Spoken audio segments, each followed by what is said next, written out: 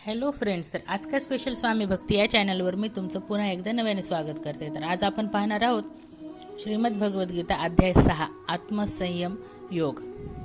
भगवान श्रीकृष्ण म्हणाले, जो पुरुष कर्मफळाचा आश्रय न घेता कर्तव्य कर्म करतो तो संन्यासी व योगी होय. आणि केवळ अग्नीचा त्याग करणारा संन्यासी नव्हे, तसेच केवळ क्रियांचा त्याग करणारा योगीही नव्हे. हे पांडवा, ज्याला संन्यास असे म्हणतात तोच योग आहे असे तू समज. कारण संकल्पांचा त्याग न करणारा कोणीही पुरुष योगी होत नाही. योगावर आरूढ होण्याची इच्छा करणाऱ्या मननशील पुरुषाला योगाची प्राप्ती होण्यासाठी निष्काम कर्म करणे हाच हेतू सांगितला आहे.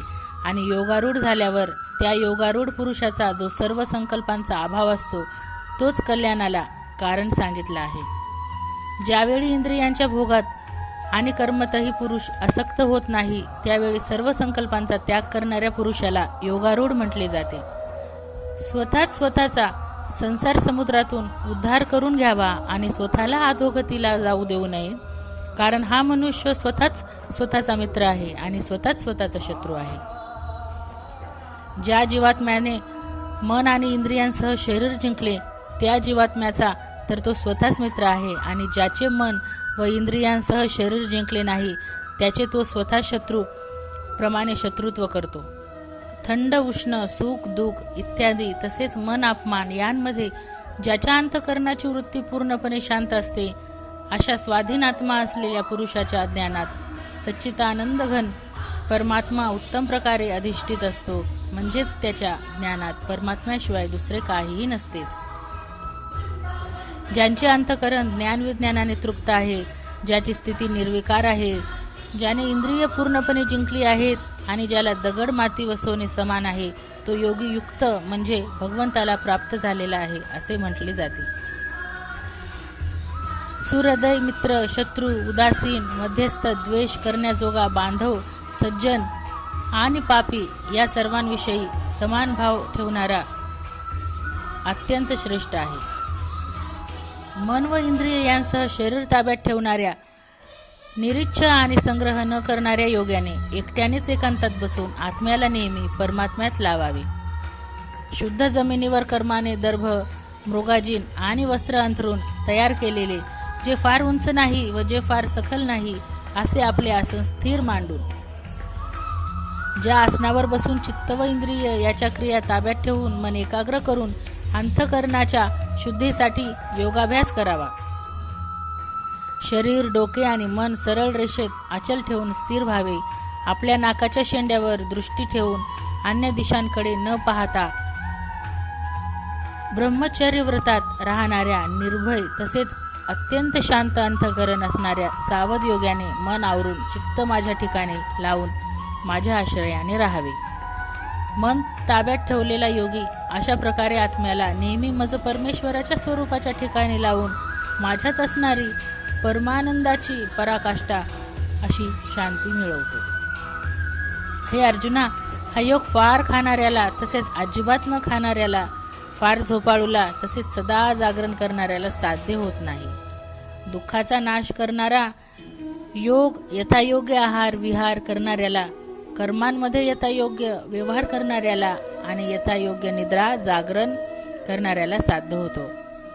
पूर्णपणे ताब्यात आणलेले चित्त जेव्हा परमात्म्यात पूर्णपणे स्थिर होते तेव्हा सर्व भोगांची इच्छा नाहीशी झालेला पुरुष योगायुक्त म्हटला जातो.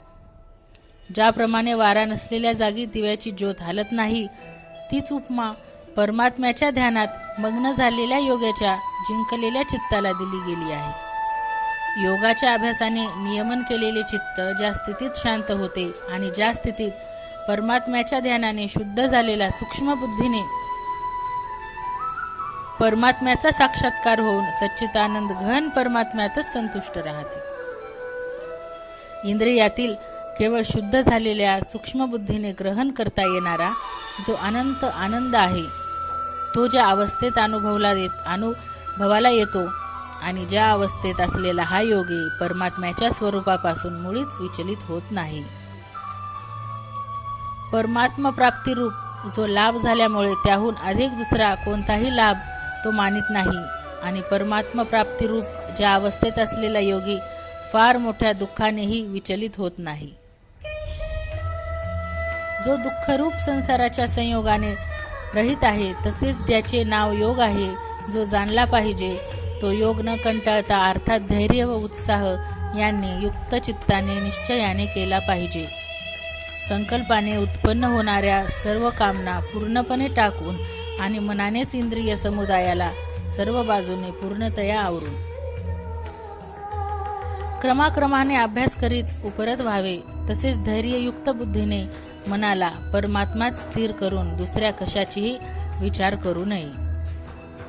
हे स्थिर न राहणारे चंचल मन ज्या ज्या शब्दादी विषयांच्या निमित्ताने संसारात भरकटत असते, त्या त्या विषयांपासून त्याला आवरून वारंवार परमात्म्यात स्थिर करावे. कारण ज्याचे मन पूर्ण शांत आहे, तो पापरहित आहे आणि ज्याचा रजोगुण शांत झालेला आहे, अशा या सच्चिदानंद घन ब्रह्माशी ऐक्य पावलेल्या योग्याला उत्तम आनंद मिळतो. जो निष्पाप योगी अशा प्रकारे सतत आत्म्याला परमात्म्याशी जोडून सहजपणे परब्रह्म परमात्म्याच्या प्राप्तीचा अपार आनंदाचा अनुभव घेतो. ज्याचा आत्मा सर्वव्यापी अनंत चैतन्यात ऐक्यस्थितीरूप योगाने युक्त असून जो सर्वांना समभावाने पाहणारा आहे, असा योगी आत्मा सर्व सजीव मात्र स्थित व सजीव मात्र आत्म्यात कल्पिलेले पाहतो. जो पुरुष सर्व सजीवांमध्ये सर्वांचा आत्मा असलेला मला वासुदेवालाच व्यापक असलेला पाहतो आणि सर्व सजीवांना मज वासुदेवात पाहतो, त्याला मी अदृश्य असत नाही आणि मला तो अदृश्य असत नाही. जो पुरुष ऐक्यभावाला प्राप्त होऊन सर्व सजीव मात्रात आत्मरूपाने असलेल्या मला सच्चिदानंद घन वासुदेवाला भजतो, तो योगी सर्व प्रकारचे व्यवहार करत असला तरी त्याचे सर्व व्यवहार माझ्यातच होत असतात. हे अर्जुना, जो योगी आपल्याप्रमाणे सर्व सजीव मात्रांना समभावाने पाहतो, तसेच सर्वांमध्ये सुख किंवा दुःख समदृष्टीने पाहतो, तो योगी अत्यंत श्रेष्ठ मानला गेला आहे. अर्जुन म्हणाला, हे मधुसूदना, श्रीकृष्णा, जो हा समभावाचा योग तुम्ही सांगितलात, तो मन चंचल असल्यामुळे नित्य स्थिर राहील असे मला वाटत नाही. कारण हे कृष्णा, हे मन मोठे चंचल, शोभविणारे, मोठे दृढ आणि बलवान आहे. त्यामुळे त्याला वश करणे मी वाऱ्याला अडविण्याप्रमाणेच अत्यंत कठीण समजतो. भगवान श्रीकृष्ण म्हणाले, हे महाभाऊ अर्जुना, मन चंचल आणि आवरण्यास कठीण आहे, यात शंका नाही. परंतु हे कुंतीपुत्र अर्जुना, हे मन अभ्यासाने आणि वैराग्याने ताब्यात येते. ज्याने मनावर ताबा मिळविला नाही, अशा पुरुषाला योग साधणे कठीण आहे आणि ज्याने मन ताब्यात ठेवले आहे, अशा प्रयत्नशील पुरुषाला साधनेने तो प्राप्त होणे शक्य आहे, असे माझे मत आहे. अर्जुन म्हणाला, हे श्रीकृष्णा, जो योगावर श्रद्धा ठेवणारा आहे परंतु संयमी नसल्यामुळे ज्याचे मन अंतकाळी योगापासून विचलित झाले, असा साधक योगसिद्धीला म्हणजेच भगवत साक्षात्काराला प्राप्त न होणारा कोणत्या गतीला जातो? हे महाभाव श्रीकृष्णा, भगवत प्राप्तीच्या मार्गात मोहित झालेला व आश्रयरहित असलेला पुरुष छिन्न विछिन्न ढगाप्रमाणे दोन्हीकडून भ्रष्ट होऊन नाश तर नाही ना पावत? हे श्रीकृष्णा, हा माझा संशय तुम्हीच पूर्णपणे नाहीसा करू शकाल, कारण तुमच्याशिवाय दुसरा कोणी हा संशय दूर करणारा मिळण्याचा संभव नाही. भगवान श्रीकृष्ण म्हणाले, हे पार्था, त्या पुरुषाचा इहलोकातही नाश होत नाही व परलोकातही नाही. कारण बाबा रे, आत्मोद्धारासाठी अर्थात भगवत प्राप्तीसाठी कर्म करणारा कोणताही पुरुष अधोगतीला जात नाही. योगभ्रष्ट पुरुष पुण्यवानांना मिळणाऱ्या लोकांना अर्थात स्वर्गादी उत्तम लोकांना जाऊन तेथे पुष्कळ वर्ष राहून नंतर शुद्ध आचरण असणाऱ्या श्रीमंताच्या घरात जन्म घेतो. किंवा वैराग्यशील पुरुष त्या लोकात न जाता ज्ञानी योग्यांच्या कुळात जन्म घेतो. परंतु या प्रकाराचा जो हा जन्म आहे तो या जगात निसंशयपणे अत्यंत दुर्मिळ आहे.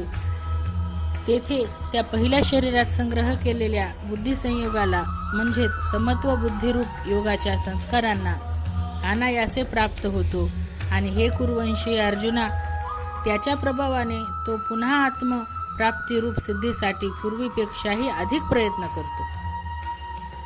तो श्रीमंताच्या घरात जन्म घेणारा योगभ्रष्ट परिधानी असला तरी त्या पहिल्या जन्मीच्या अभ्यासामुळेच निसंशयपणे भगवंताकडे आकर्षिला जातो.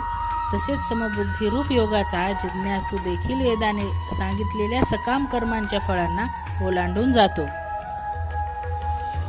परंतु प्रयत्नपूर्वक अभ्यास करणारा योगी तर मागील अनेक जन्मांच्या संस्कारांच्या जोरावर याच जन्मात पूर्ण सिद्धी मिळून सर्व पापांपासून मुक्त होऊन तत्काळ परमगतीला प्राप्त होतो. तपस्वी लोकांपेक्षा योगी श्रेष्ठ आहे. शास्त्रज्ञानी पुरुषांपेक्षा सुद्धा श्रेष्ठ मानला गेला आहे आणि सकाम कर्म करणाऱ्या माणसांपेक्षा सुद्धा योगी श्रेष्ठ आहे. म्हणून हे अर्जुना, तू योगी हो. सर्व योग्यांच्या मध्ये सुद्धा जो श्रद्धावान योगी माझ्या ठिकाणी लावलेल्या अंतरात्म्याने मला निरंतर भजतो, तो योगी मला परमश्रेष्ठ म्हणून मान्य आहे. ओम हे परम सत्य आहे. याप्रमाणे श्रीमद भगवद्गीता रूपी उपनिषद तथा ब्रह्मविद्या आणि योगशास्त्र विषय श्रीकृष्ण आणि अर्जुन यांच्या संवादातील